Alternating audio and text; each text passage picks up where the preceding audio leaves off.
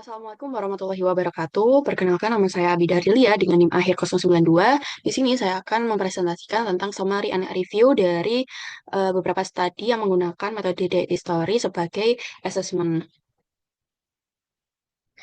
Nah, penilaian gizi adalah tahap awal untuk dietary care process untuk memperoleh data pola makan yang akurat. Nah, DH ini menggambarkan riwayat konsumsi pangan jangka panjang yang berguna untuk menilai kecukupan gizi, kebiasaan makan, dan mendukung kebijakan gizi. Namun, akurasinya juga dipengaruhi oleh daya ingat responden dan variasi instrumen sehingga perlu standar administrasi pewawancara terlatih agar hasil ini lebih akurat. DH ini banyak digunakan untuk berbagai penelitian epidemiologi gizi. Nah, metode diet story sendiri merupakan survei konsumsi pangan untuk menilai pola makan jangka panjang biasanya 1 bulan hingga 1 tahun terakhir yang mencakup jenis, frekuensi, jumlah makanan atau minuman, variasi musiman, serta kebiasaan makan dengan tujuan untuk mengukur asupan energi makro dan mikronutrien secara habitual yang menggambarkan pola makan individu atau kelompok. Nah, DH ini juga mengaitkan pola konsumsi dengan risiko penyakit kronis biasanya, dengan sasaran biasanya populasi dewasa sehat, pasien klinis, survei nasional, atau studi cohort dan kurang sesuai untuk anak-anak tanpa pendamping.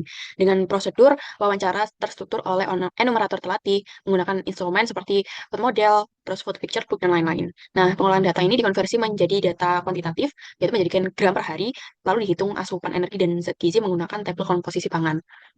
Ini merupakan 3 penelitian yang sudah dianalisis. Nah, ketiganya ini memiliki karakteristik yang berbeda. Seperti pada penelitian pertama, jenis diet historinya menggunakan DHQ dan BDHQ, sedangkan kedua MDHQ dan yang ketiga DHQ dengan repetisi yang berbeda juga, serta jumlah responden yang berbeda. Pada penelitian pertama ada 184 responden, penelitian kedua 222 responden, penelitian ketiga 102 responden dengan repetisi yang berbeda juga.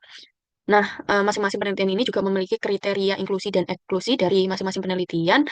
Lalu dengan luaran utama, penelitian pertama menghasilkan data asupan pati dan 10 jenis gula dari metode DHQ dan BDHQ. Lalu penelitian kedua menghasilkan data asupan energi, makro, mikronutrien, dan kelompok makanan per jenis makanan seperti sarapan, makan siang, makan malam. Lalu yang penelitian ketiga ini, luaran utamanya itu membandingkan validitas antara DHQ dan FFQ dalam menilai asupan energi dan zat gizi. Nah, ini merupakan prosedur pengolahan dan penyajian data di mana pada penelitian pertama ini kan memperkirakan asupan pati dan 10 jenis gula di Jepang, orang Jepang dengan responden 92 wanita dan 92 pria dengan metode 16 hari weight dietary record, lalu dilanjutkan dengan pengisian DHQ dan BDHQ. Nah, data ini diolah, DR ini dihitung rata-rata hariannya, lalu data DHQ dan BDHQ dikonversi menggunakan Japanese Food Composition Database yang lalu yang kemudian dianalisis menggunakan rasio estimasi korelasi Superman dan Blade Almond Spot. Nah, ini merupakan penyajian data dari penelitian tersebut. Ini merupakan mean of intake estimasi dari 16 hari dietary record pada pati. Ini merupakan penelitian yang kedua dari Murakami, di mana penelitian ini mengukur asupan energi, makro, dan mikronutrien dengan pengumpulan data 222 orang dewasa yang mencatat makanan selama 4 hari seperti gambar berikut ini. Prosedurnya seperti ini, 4 hari, eh, dengan pengisian MDHQ, versi web, lalu versi kertasnya. Semua makanan itu ditimbang dan dicatat per waktu makan. Lalu datanya diolah menghitung median asupan energi dari dietary record, lalu mengonversi jawaban MDHQ menjadi estimasi asupan harian menggunakan porsi standar dan komposisi pangan nasional. Lalu membandingkan MDHQ dan dietary record menggunakan estimasi MDHQ plus dietary record, terus korelasi Superman dan Bland-Altman plot. Nah, ini merupakan penelitian ketiga dalam menilai asupan energi dan zat gizi DHQ versus FFQ dengan responden 102 dewasa sehat yang memiliki kerabat pasien kanker di Institute of Iran dengan metode wawancara tatap muka untuk mengisi DHQ dan FFQ serta 6 kali 24 hour recall via telepon setiap 2 bulan selama 1 tahun dengan data tambahan yaitu kebiasaan makan dan metode masak. Data ini diolah, data DHQ, FFQ, dan 24 hour recall ini dikonversi menjadi gram per hari menggunakan tabel komposisi pangan yang ada di Iran. Lalu asupan energi dan zat gizi itu dihitung berdasarkan porsi, frekuensi, dan variasi musiman. Nah, ini dianalisis menggunakan stata dengan koreksi variabilitas individu dan penyesuaian energi serta usia menggunakan metode residual. Ini merupakan penyajian data yang ada di eh, penelitian tersebut menggunakan tabel. Nah, ini validitas dari metode pertama.